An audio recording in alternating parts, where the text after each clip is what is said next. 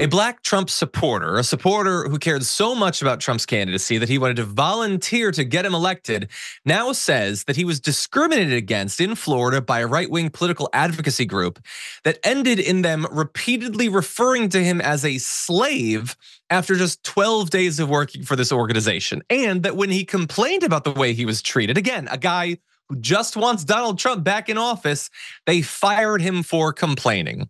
The guy they'd called a slave. You can see him in this photo right here. This is Carl Baxter.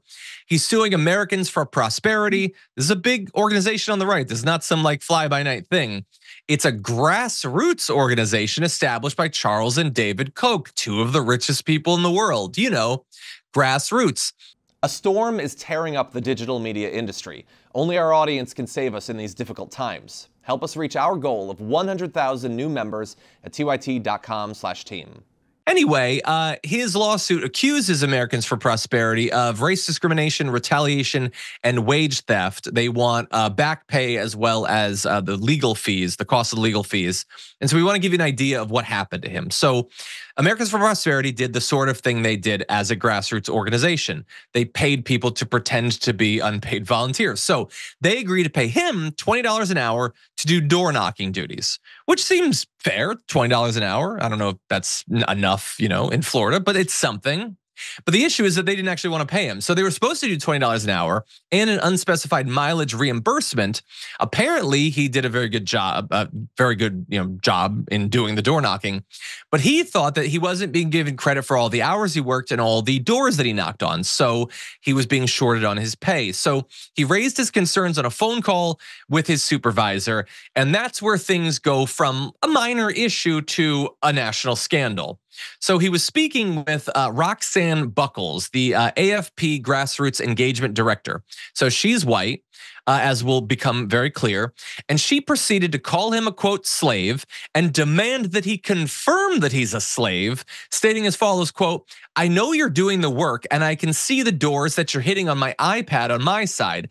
At least you're working as a slave," sarcastically. I think that's a comment about how she said it, but at least you're getting paid. Many slaves today do get paid.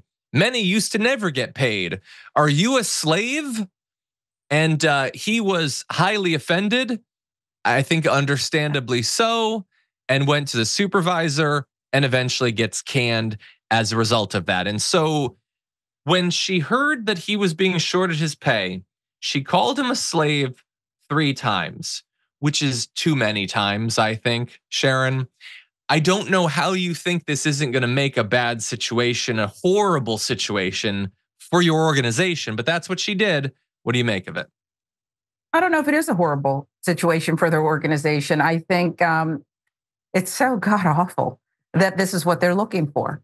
There is no bad press. They want to reaffirm that in case you saw the one black guy knocking on your door in, I don't know, rural parts of Florida, don't worry. We keep him in his place, his slave hut place.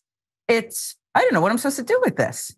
You have to work really hard to come up with this kind of material to speak unless, well, it is inherently who she is and others who are alongside her, but it takes a lot of work to be this racist. I think it's actually a lot of work, even given America's history.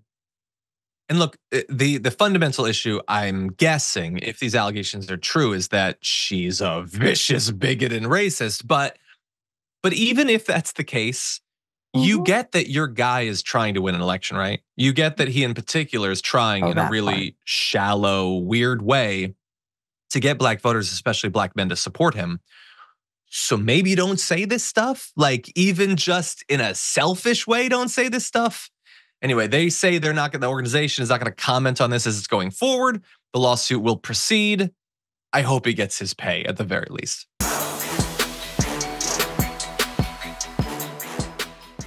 When you click the join button and become a tier 2 member, you get access to all of our weekly top 10 lists. What are you waiting for?